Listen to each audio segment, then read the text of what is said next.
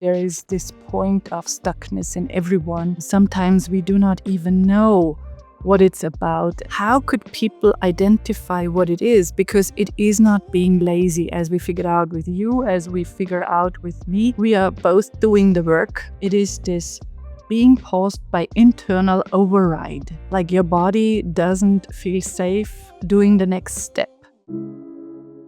What if the key to unlocking your full potential isn't about adding more, but revealing what's already there? In each episode of Magnificence, host Patricia Lindner guides you to reveal your natural brilliance, remove what's been stopping you, and reconnect to your authentic power. Join us as we explore how to access the magnificence that lives within us all. Hello and welcome to another episode of Magnificence. In this episode, we are talking about a painful yet very common experience of many of us. And that is, you've checked all the boxes, you have all the credentials, you've done all the work, you are so ready, and you love money flowing into your bank account, but yet you feel stuck somehow. It feels like you are procrastinating, you are overthinking, and you don't have the success that you would love to have. And I totally like that Jason calls it sitting in zero. And that is why I especially love that, Jason, you are sitting with me in this episode as we are talking about this strange and painful state when you know that you are so amazing, you're brilliant, you are magnificent, and I know that you are. Yet there is something that is holding you back to have it all. Um, is there anything you would love to say about that, Jason? Yeah, this is definitely one that hits close to home for me. I feel like I have been sitting in that for so long. And to me, it's always that difference of like knowing and believing. Like I know all the stuff. What's the block somewhere between here and here, right? The keeping it from coming into being. So I'm excited for this one. And just what you said, because for this episode, I really sat deep with this topic because I think it is so important for many of us, especially those who are self-employed, entrepreneurs who have some amazing things to bring to the table to make an impact. And yet there is something blocking their success and their impact. And I think that is both are so important to have the success and also to make this impact with everything that you can do for others. And so I really prepared some stuff. That is why I might look down, because there is so much that I could say about. And you said there is this disconnect between you knowing it and you trusting. And that is what I figured out as one of the potential root causes of this stuckness, of this 0 point.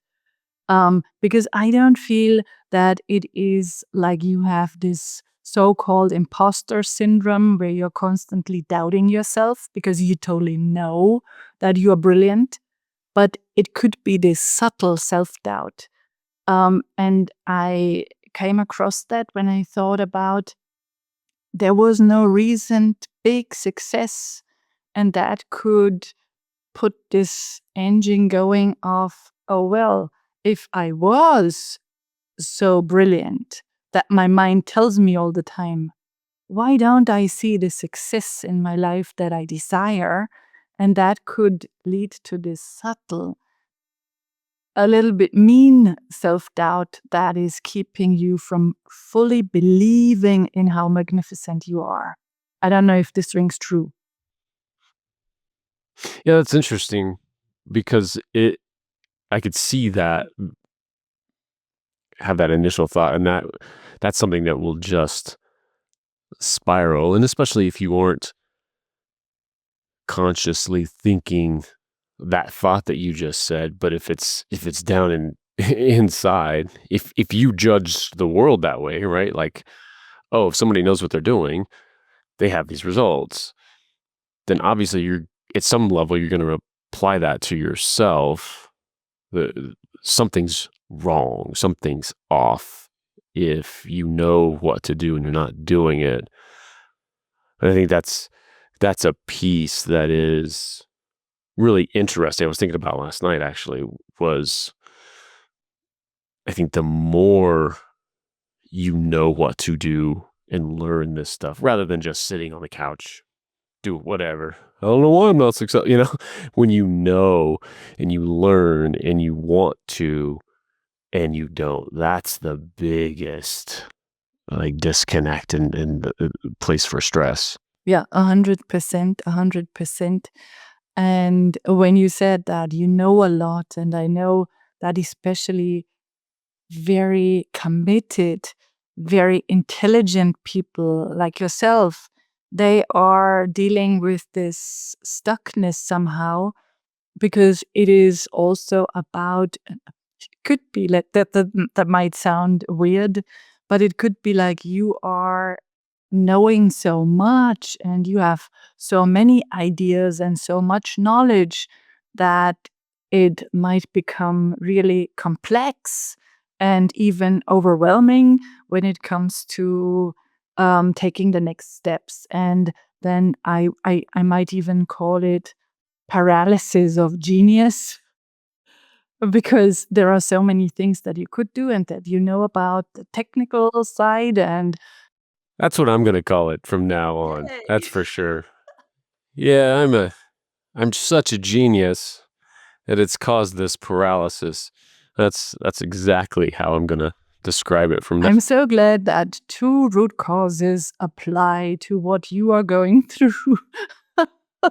When you are at this point where you can't stand that you are in this place of stuckness, then I think it is much better if you talk about that. Then you have these thoughts coming up that come across in some sentences or a phrase that wants you to take the next step. Yeah, and to give folks some background, I guess, on me, since it's all about me today. No, since we are diving into my painful situation in life, uh, number one, that context is that I have done so much work and introspection and getting help and I'm open, just like today in this conversation. So I think that's important to point out, because if I answer anything as we go along too, it's just like, yeah, I don't think that's it. Like, it's because I've sat in that and really considered that a lot and have this answer. Like, oh, there is some truth here. Oh, there isn't. Um, and back to your question of that feeling, there is a drive, a work ethic. I've had it since I was a little bitty child of selling things on the side of the road and wanting to make money, and my values up there. Having that work ethic is top. That's what I admire in people. That's what I admire in myself when I have it. And I've had some level of it forever. Now, of course, we're a product of our environments, right? I know my grandparents were, um, they worked their butts off, right? And they rewarded that. I spent a lot of time with my grandparents, all summers and all of that stuff, growing up. And so that's certainly a reinforced thing. And in getting to your point, I think there is some, you can go too far with that for sure. But I do hold that in high regard, not being lazy, having a good work ethic. And yeah, you've heard me say that phrase to myself, which is like, come on, dude, do the work. Just come on. You know what to do. Just do it. Let's go. Because I do know, again, it's up here. I know what to do. So why am I not doing it? What is that? Wow. That is, it's so big what you just shared. And thank you for talking about your grandparents and this work ethic that you have, because that gives me another opportunity to talk about something. And I totally thought about you when I thought about this root cause. It's this identification with doing stuff, especially for those who have this work ethic and who are not lazy at all. And it's so beautiful that this goes together with the sentence of, hey, come on, do the work, just do the work, do it. You have this high work ethic and you are not lazy at all. And you started doing that as a child when you sold something on the road. Um, I think that is this maybe invisible pattern, and maybe that comes from somewhere, and it's not really bad, but it says if you, and it's all about linear. I just realized that if you do not earn X amount of money or you don't have X amount of clients, then you are lazy. Then you are not doing the work. And that is why this internal pusher, I call this voice the internal pusher, comes onto the stage and tells you, hey, come on, do the work. And I think here is the gold, Jason, because you just said it. I have this high work ethic. I've done so much. I'm a committed person. I know how to do the work. And then this voice shows up that says, come on, dude, do the work. Hey, hey. And you had a different voice frequency and tonality when you said that. And it was really sharp. And it was really infused with a little bit of, hey, you need to be ashamed or you need to feel guilty for not having this result or that result. And I think that is so interesting because when people, and I think that's not you, that's me as well, and that's so many people, do the work and then this voice comes up that is so infused with guilt or shame, then we fall down into this frequency that we might have experienced as a child of feeling guilty for something or not being enough, not doing enough. And then this low frequency, of course, it keeps you from being successful, from doing all the work, from being consistent in putting things out because you feel like, oh, I can't do it. So I'm so lazy. I'm missing out on something. And I think softening that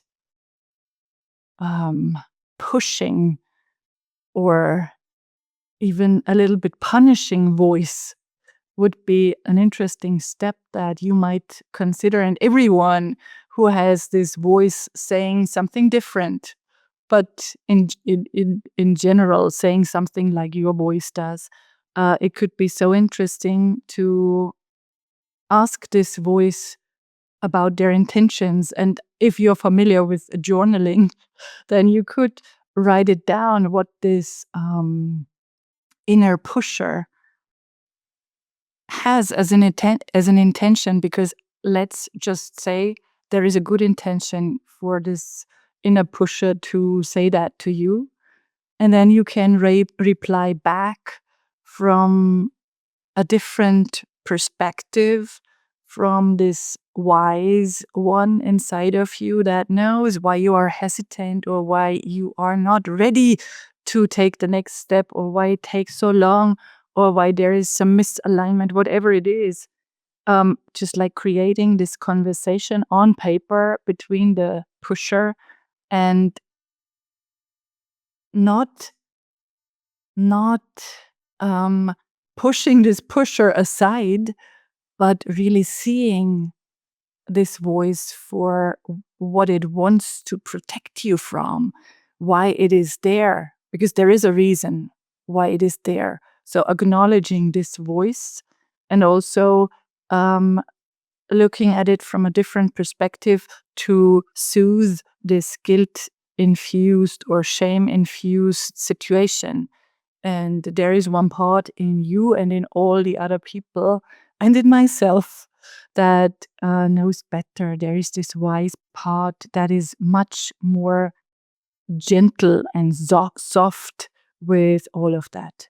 For sure. And this is going to be one of those that, after this, I sit with and even do exactly what you say. I think there's a little bit of pushback in me, only in that I feel like I've done that as well of, okay, just I'm okay, I'm enough there. It's okay. I'm open to what I need to do. If it's nothing, and hey, just tell me, right? If it's I've had that, and I think that's the initial pushback to that comes out. Yeah, and I certainly acknowledge too that probably this specific way and going deeper, there's something different here. And in support of what you're talking about too, I did something similar within the last year that the audience might find interesting in that to can speak to exactly what you're talking about in analyzing my beliefs, values, and all of that. It was interesting because I realized I did have this very strong value that if, like, you can't be a good father and unsuccessful, broke, not provide at the same, like, you can't. And I was like, oh, that's interesting that I feel that way. Yeah, I do feel that way. Okay. you know, that's interesting, like, okay, yeah, that's one of my true core beliefs. Um, but I also then sat with it and I stayed in it. And is that really true? Is there an example of a father who hasn't made it, quote unquote, and successful financially and is a great father? You know what? Yeah, there probably is, right? Um, and so I was able to pull those things apart as those are two separate things, two things that I want, but I want to be financially successful and I want to be a great father. But I was meshing them all together. And I think this could be a very similar exercise in that of kind of pulling those things apart. Yeah, yeah, absolutely. And what else came to my mind? Because maybe I could just share some things that it is not Jason's issue. I think it is Jason's issue, there is Patricia's issue, and there is everyone else's issue that is on the market and that has a business. I think everyone deals with that. And I think that is the truth. That is really the truth. And I want to stand for that because everything else is just a really big lie. No one is only successful, and there is this point of stuckness in everyone. And sometimes we do not even know what it's about. And just in preparation of this episode, I thought about how could people identify what it is? Because it is not being lazy, as we figured out with you, as we figure out with me. We are both doing the work. And I think everyone else, or not everyone else, not everyone is doing the work, but lots of people are doing the work. And I thought it is this I need to, so I want to really call it what I came across. It is this being paused by internal override. Like your body doesn't feel safe doing the next step. And how could you figure out why there is this internal override when maybe pushing or maybe not knowing what to do next. And I tried out, I really real life tested this exercise, which brought me some fabulous, interesting insights. And I want to share it here because maybe only this could be gold for anyone listening to this episode. You just take your cell phone and record a 3-minute message, unedited, just right now. Or maybe so you pause the episode and do it right now, or you do it afterwards, but don't think too much about it. And you say, why am I not taking the next step? What is blocking me? And then you start the recording. And you talk and you talk and you talk, and maybe you talk about things that you didn't even think about. That's at least what came up for me. I lost what came up for me. And then you can analyze it yourself because things will stand out that you didn't even think about. And you will come to such amazing insights that are provided in this unedited 3-minute message to yourself. You don't have to share that, of course. What you could do is you could let an artificial intelligence analyze it for what is going on and why you are stuck in this 0 point. And for me, it was this not being ready to fully take a break and pause, because when things are going on in your life, and that is one of the root causes for me, or it was one of the root causes for me, where I thought I'm not magnificent when I don't have all the amazing successes in my business while moving a house, while dealing with some health issues, while being in some conversations with my future ex-husband. And it felt like, oh, loser, you can't do the next step in your business.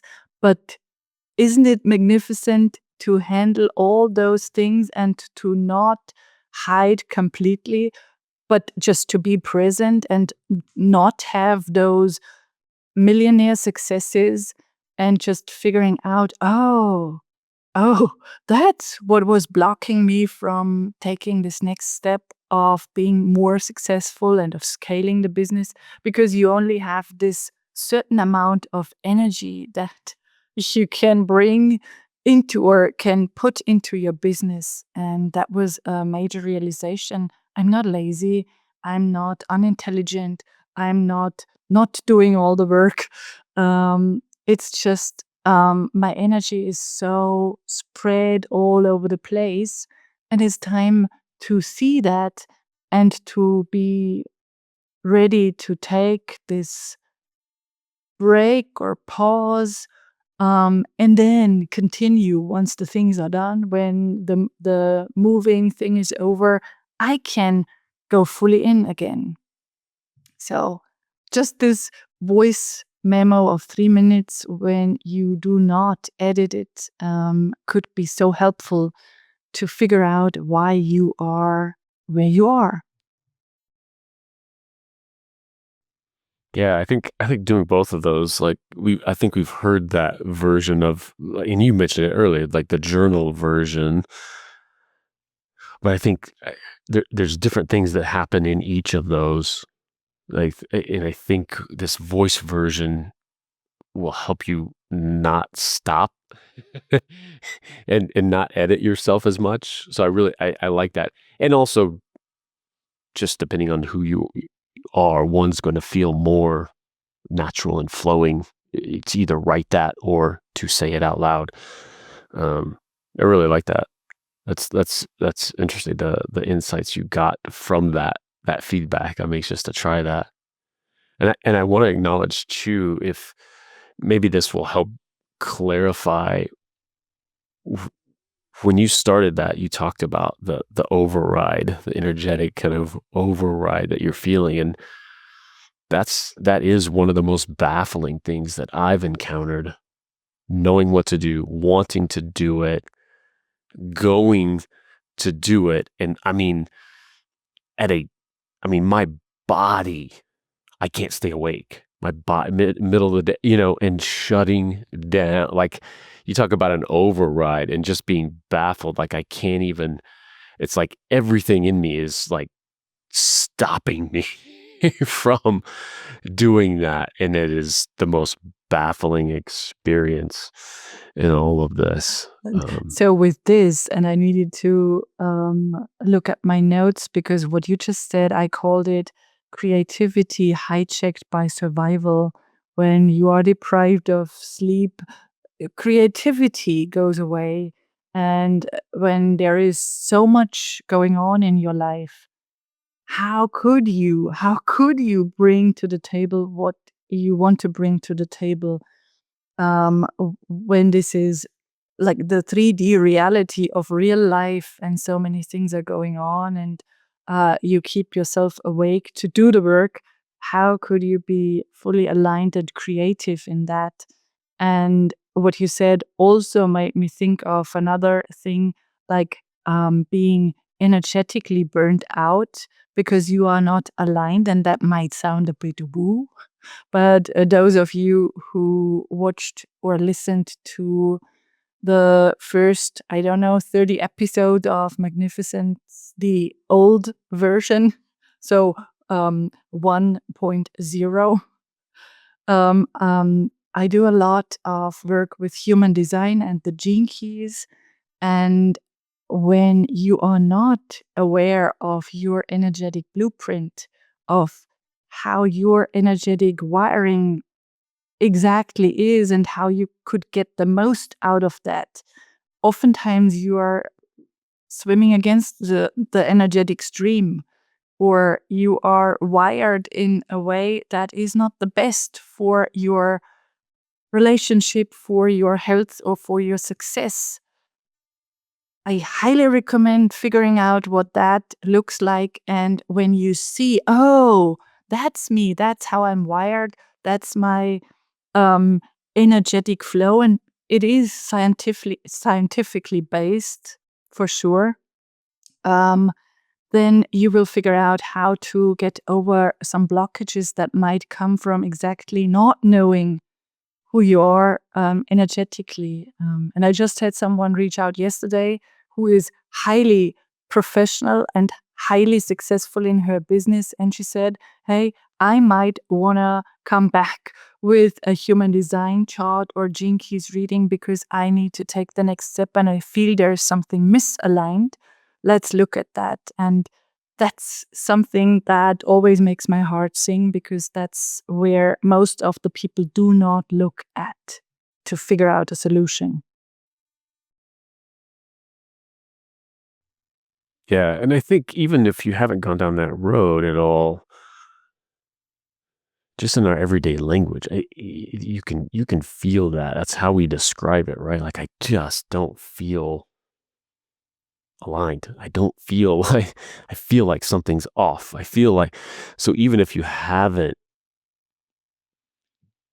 learned about and gone through any of human design, GQ, any of that that has, language to it, I think we've all felt it. If we sit there for a little bit and go, oh yeah, that is the feeling. It's like I'm pushing against something, or I'm just out of sorts, and there's not that alignment, whatever that is for you. Sometimes it's figuring out what are my values, or maybe I'm working against my values at some level.